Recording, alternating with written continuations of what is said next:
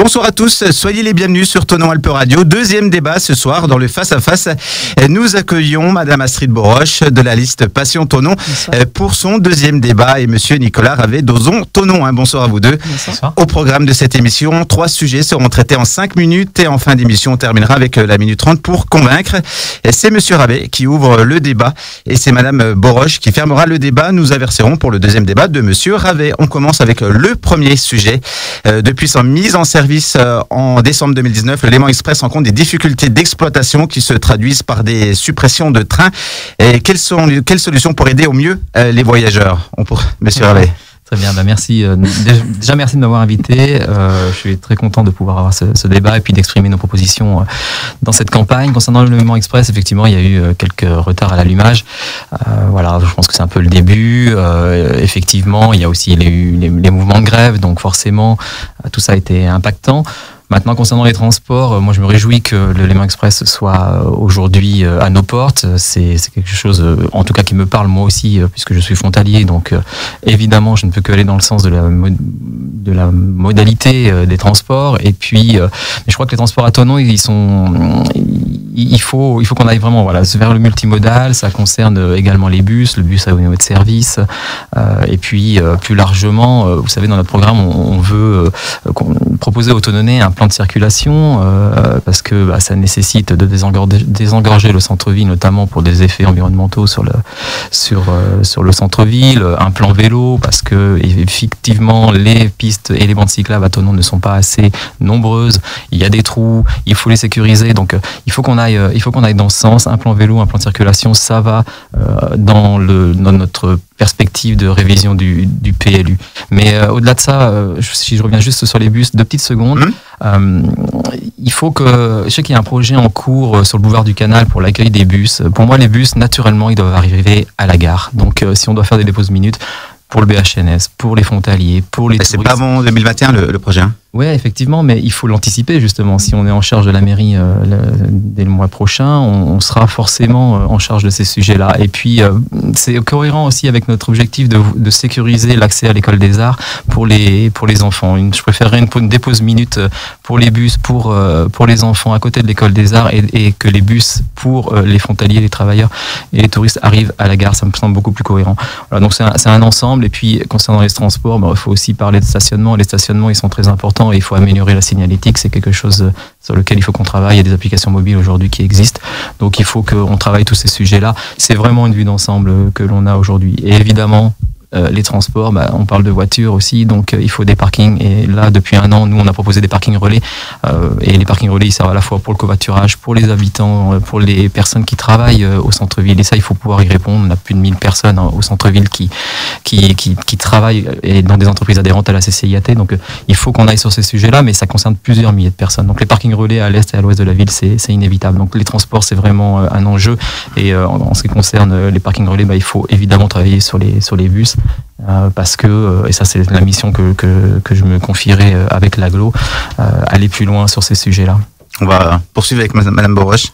Donc 30 secondes sur le Léman Express, le Lex, oui, il y a des difficultés au démarrage, mais c'est quand même un projet révolutionnaire, hein. C'est le plus gros projet européen en matière de transport transfrontalier, 2 milliards d'euros mis sur la table.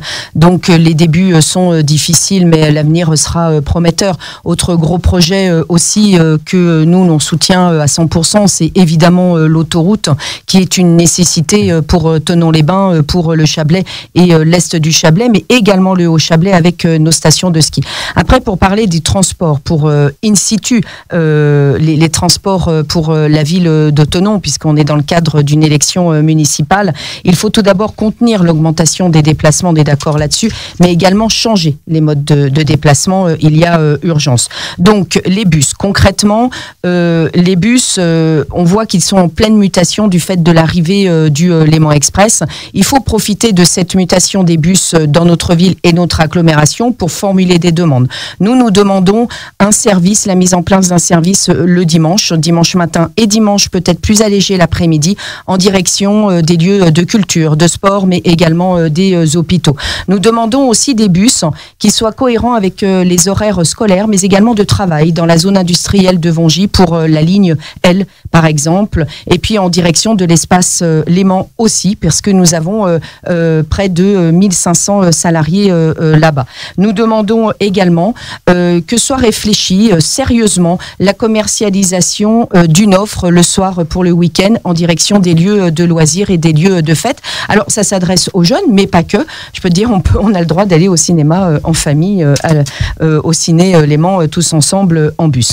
Les transports, ce sont aussi nos jambes. Donc Nicolas Ravet l'a dit, nos jambes, c'est le vélo et à pied. Donc oui, il y a un plan mode doux qui est en cours. Il faut accélérer ce plan mode doux parce qu'il y a une urgence.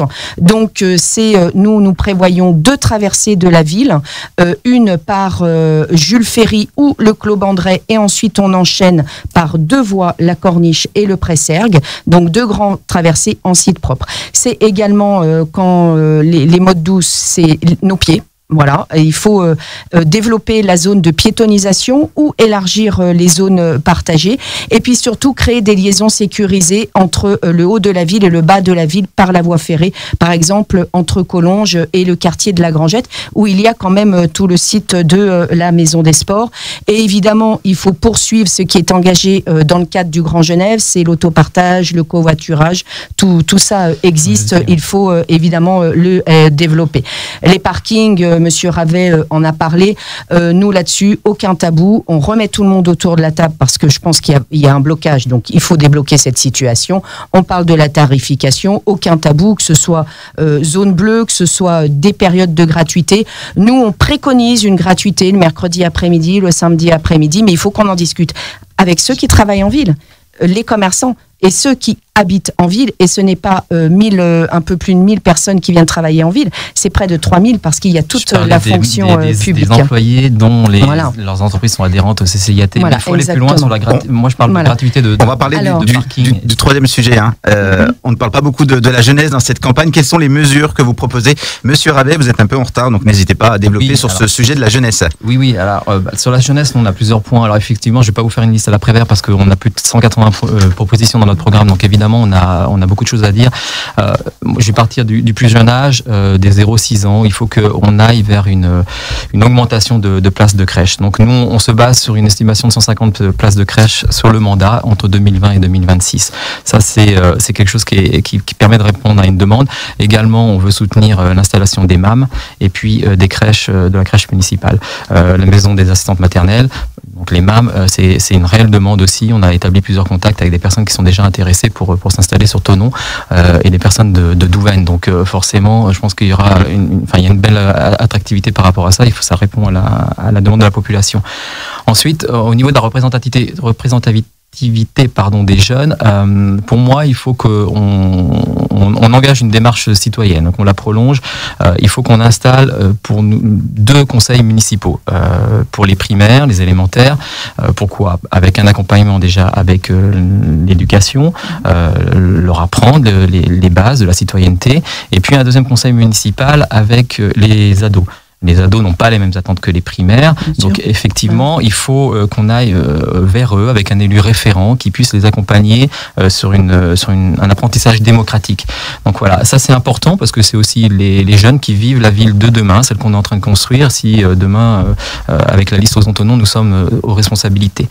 Ensuite, les jeunes, et ça je dirais pas le contraire parce que dans mon emploi aujourd'hui, que je quitterai si je suis élu, bien entendu.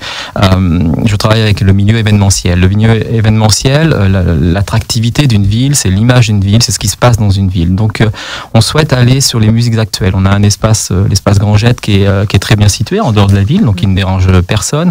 Et les musiques actuelles. Raccord là-dessus. Voilà. Donc, il y a un manque aujourd'hui, c'est vrai, 15-35 ans, et les 15-35 ans sont en demande, et on a un vivier extraordinaire dans le milieu associatif ou des jeunes qui sont simplement dans leur coin, dans leur garage, qui sont en train de faire de la musique, que ce soit du rap ou autre chose, peu importe, mais qui sont en demande de lieu, et on doit répondre à ce lieu-là.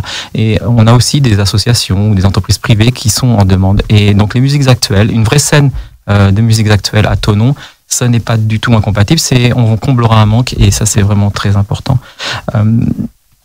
Effectivement, effectivement aussi dans mon emploi, je travaille dans l'informatique. Donc forcément, la ville connectée, ça me parle aussi. Et puis on est en 2020, donc ça me semble assez logique qu'avec tous les outils numériques que l'on a aujourd'hui, il faut que l'on propose des solutions même à la mairie. C'est-à-dire, je pense déjà à plus de visibilité. Je pense aux associations sportives qui n'ont pas une page dédiée pour les recenser, pour que si une famille cherche à faire une activité physique ou sportive à son enfant, ben on n'a rien pour recenser tout ça. Donc il faut que, ou pour la recherche de bénévoles aussi, enfin voilà, c'est des sites, une page qui permettent d'avoir de la visibilité sur le monde associatif. Je parle du sport, mais on peut parler d'autres activités culturelles.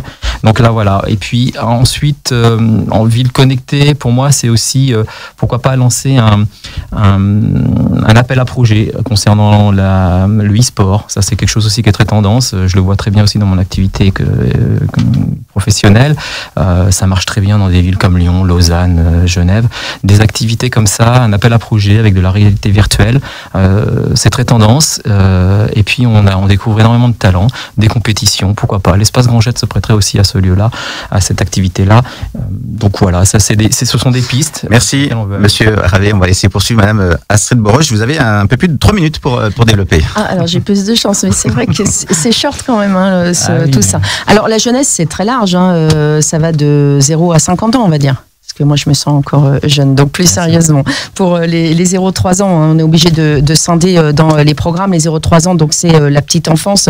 Nous souhaitons vraiment continuer à travailler cette complémentarité d'accueil public, privé, collectif, individuel.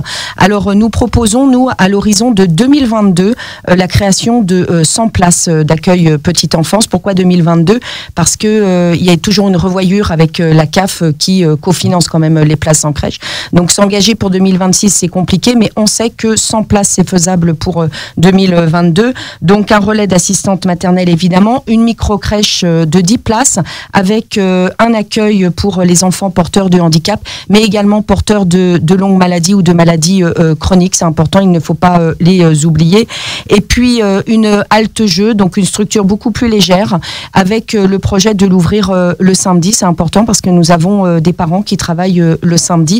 Et puis le projet de crèche familiale qui est en gestation actuellement, oui, l'accompagner, mais voir avec eux comment faire pour revoir des accueils le week-end. Donc là, du coup, une porte ouverte pour aller vers le dimanche, parce qu'on est quand même une zone touristique et on a des personnes qui travaillent dans l'hôtellerie, la restauration et dans les espaces de loisirs. Ensuite, après la petite enfance, il y a l'enfance. Donc c'est l'école, domaine que je connais bien. Donc là, les projets, c'est de continuer tous les plans de restructuration des écoles, donc l'école des arts avec un nouveau gymnase, un nouveau restaurant, c'est l'aménagement de l'îlot place Jules Mercier, l'agrandissement de l'école de Vongy et puis de lancer les études pour l'agrandissement de l'école de l'Étreau. Quant à la représentativité des jeunes à Thonon, un conseil des jeunes, pourquoi pas, mais tout de suite travailler, et ça c'est faisable dès maintenant, de faire des remontées par conseil de jeunes, par conseil d'école, par collège et par lycée, puisque ces représentations existent, et qu'il y ait des délégués qui nous fassent remonter leurs demandes. Ça, c'est quelque chose qui peut se faire très facilement. Puis à la limite, ce serait beaucoup plus juste, parce qu'il y aurait une représentation du coup vraiment par quartier et une vraie mixité avec l'âge. La restructuration des écoles, on en a parlé. Il faut vraiment qu'on se penche aussi sur la médecine scolaire. Ça, c'est mon dada, parce que c'est mon souci, et c'est vraiment très important en matière de santé, la prévention auprès des enfants. Et puis il faut enfin qu'on ait un système ambitieux de soutien scolaire et d'accompagnement d'enfants qui sont en difficulté. Et puis les jeunes, ce sont les ados, bien évidemment. Donc on se rejoint sur le projet de la salle de la Grangette qui doit revenir dans le giron municipal, enfin. Et là, nous, on veut aller chercher le label SMAC, donc scène nationale de musique actuelle. On a une vingtaine de soirées utilisées dans cet espace. Il faut que demain, il y ait de la musique le jeudi, le vendredi, le samedi, en pop rock, rap, et puis en musique du monde. Il faut y aller. On a de nombreux talents à Thonon, mais dans l'ensemble du Chablais. Et il faut qu'on mette sur la table également l'utilisation de l'atelier Impasse du Bastion, qui est un espace quand même qui est intéressant. Et puis les jeunes, j'ai envie de leur dire... écoutez, soyez un peu aussi maître de votre destin, quoi. On y va, on vous écoute, soyez force de proposition, et dans ces lieux, eh bien, faites-nous une proposition de tiers-lieux, c'est d'espaces où ils vivent ensemble, mais dites-nous ce que vous voulez, puis accompagnez-nous, faisons-le ensemble. Donc, prenez votre destin en main, parce que les jeunes, moi je les vois, je suis présidente de la mission locale, les jeunes, il faut leur faire confiance, ils ont plein d'idées. Par contre, parfois, ils ont besoin d'être un peu cadrés, donc, mais ça, c'est le rôle de l'adulte, des éducateurs, et puis de l'élu local et des services. Mais faisons leur confiance, il y a beaucoup d'énergie, on aidera à canaliser tout ça pour faire quelque chose de beau. Madame Boroche, on a confiance aux jeunes, nous. Merci. Troisième sujet, on parle maintenant de la santé, un sujet important dans cette campagne des municipales. Comment aider au mieux le personnel des hôpitaux du Léman, Monsieur Ravet? Je vous demanderai juste de vous approcher bien du micro. Il y a plusieurs choses. Déjà, j'aimerais juste rappeler que le gouvernement a fait sauter la clause du numerus clausus. Donc, effectivement, on a un vide de quelques années concernant 10 ans. Oui, 10 ans, effectivement. Malheureusement, c'est de fait, et il n'y a pas que notre territoire qui est concerné. C'est pour ça que dans notre projet, en tant que maire de Thonon, je serai président du conseil de surveillance des hôpitaux du Léman, c'est la loi. Alors, est-ce que c'est une bonne nouvelle? On regarde ce que fait le gouvernement avec les hôpitaux. Alors, en tout cas, sur notre politique locale, on veut créer... Excusez-moi, je vous ai taquiné, mais bon... Non, mais en tout cas, entre... Ça se passait bien jusque-là. Oh, mais ça va très bien.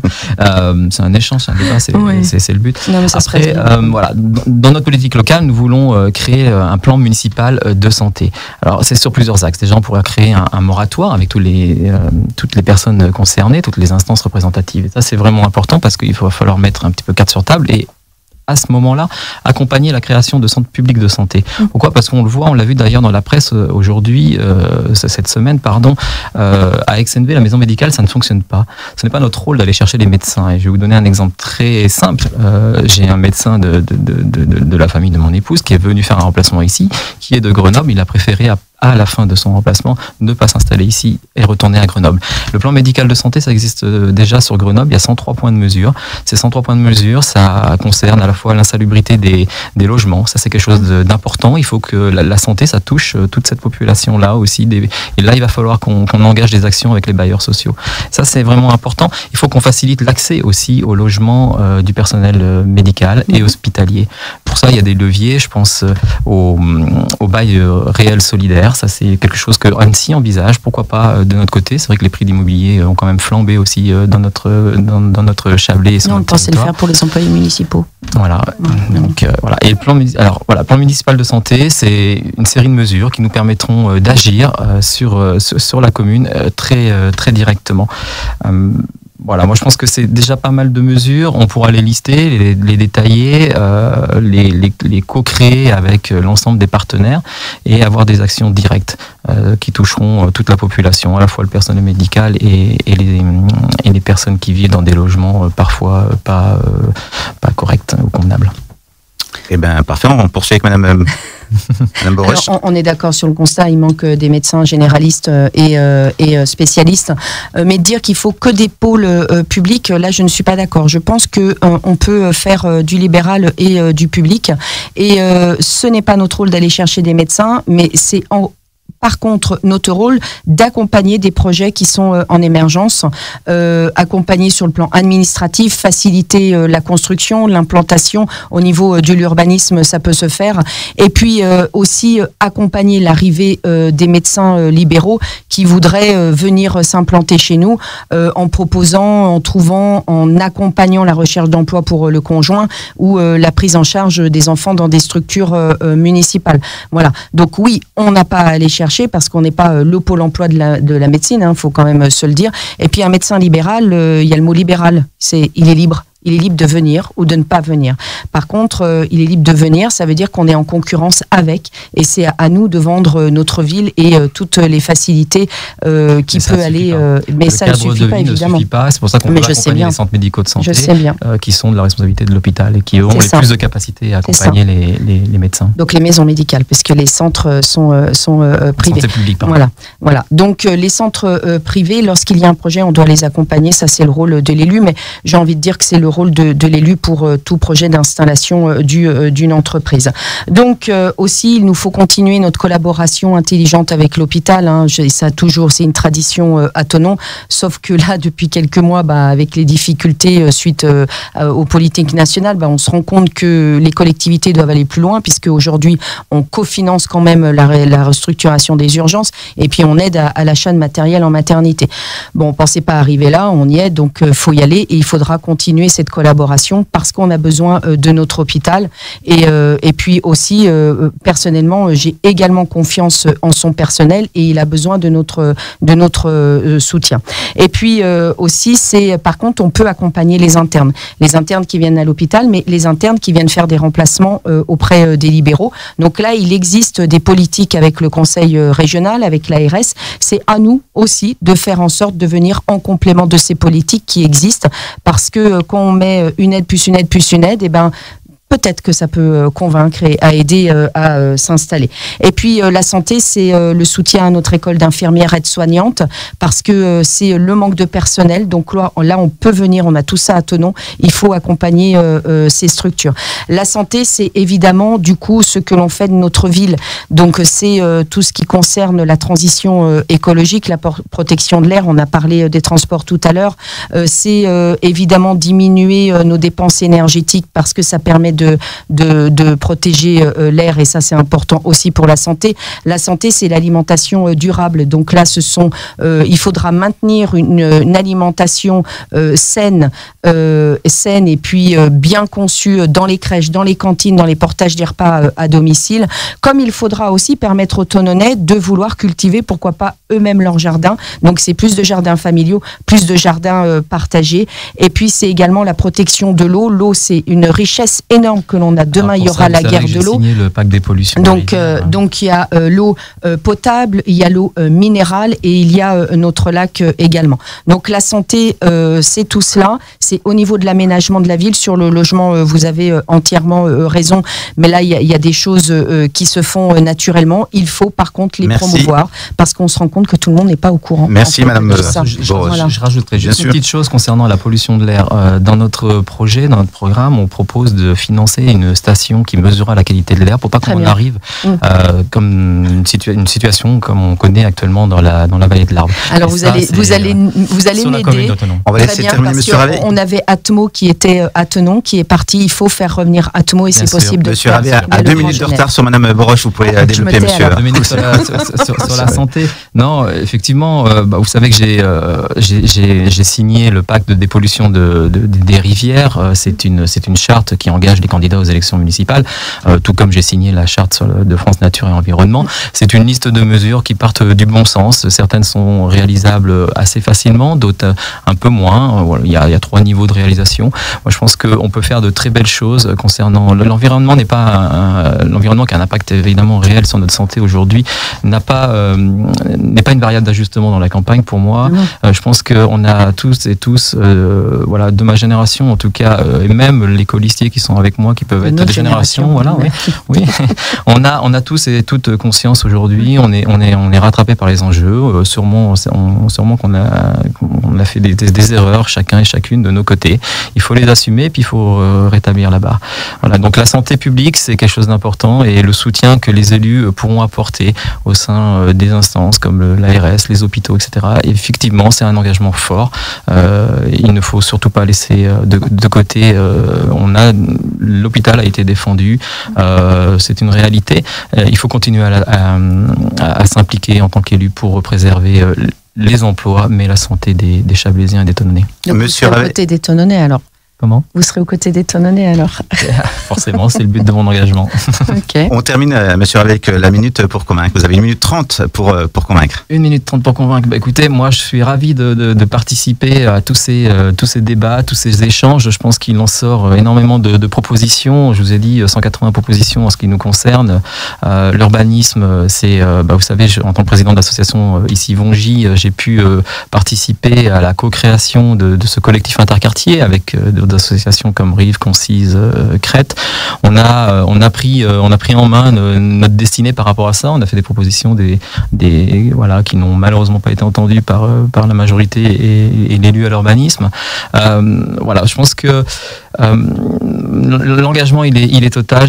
On a une équipe à Ozon-Thonon qui est constituée de personnes compétentes, qui viennent de représentativités syndicales, des directeurs territoriaux sur les services municipaux, des gens spécialisés dans l'environnement, dans l'énergie, des élus. On a une équipe compétente pour prendre la mairie dès le 15 mars ou le 22 mars, suivant le choix des Thononnais. On a une équipe qui est renforcée, qui est soudée, et je pense que avec des propositions qui sont toutes réalisables. Et ça, c'est beau. C'est un vrai travail collectif, une co-construction. C'est vrai que c'est un terme à la mode, mais on n'a pas inventé le participatif. Personne de tous les candidats n'a inventé le participatif. C'est juste peut-être une révélation pour certains, mais en tout cas, pour nous, c'est notre ADN. Et cette équipe qui est réunie là a travaillé énormément.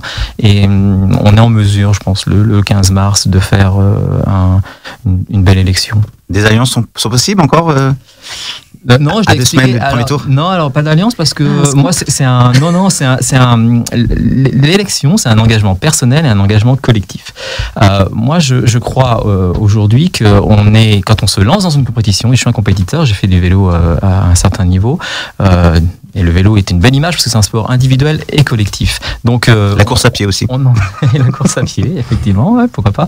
Mais voilà, donc pourquoi faire des arrangements de premier tour? Pour moi, ça ne m'intéresse pas. Ce qui m'intéresse, c'est d'emmener une équipe et un projet qui sont pour le projet réalisables et pour l'équipe qui est compétente. Voilà, ça. C'est un beau projet et qui est honnête vis-à-vis des Thononnaises et Thononnais. Monsieur Ravet, merci. Vous avez un peu plus de 2 minutes pour terminer, Madame Boroche, pour terminer vos 2 débats, du coup. Alors, la co-construction, vous avez raison, Monsieur Ravet, certains le découvrent. Nous non. En tout cas, moi, concrètement, j'ai la pratique depuis 6 ans au service éducation. Alors, 1 minute 30, 2 minutes pour convaincre. Ce que je peux dire, c'est que je suis une élue engagée, connue pour aller au bout des choses, et j'ai toujours à cœur de mener les projets à bien. Je suis plutôt une femme d'expérience, on ne peut pas en douter. Je sais gérer les dossiers, je sais mener une collectivité, et puis au côté management, il n'a jamais été remis en cause, et j'ai apporté la preuve que j'étais capable de porter des dossiers au niveau municipal, au niveau du Grand Genève, mais également au niveau régional. Et d'ailleurs, une petite parenthèse humoristique, j'ai fait moi aussi l'objet de différents rapports, dont un de la Cour des comptes, et qui était plutôt favorable, et il est bien dommage que personne en ait parlé, parce que j'ai à cœur quand même de dire que je sais faire le job. Alors j'entends l'envie de dégagisme, donc là c'est un peu moins dans votre discours, donc ça me rassure, mais il y a eu d'autres débats où il fallait dégager tout le monde. Bon, il faut faire attention au dégagisme. Vous nous rejouez la saison 5, donc voilà. Forcément, ouais.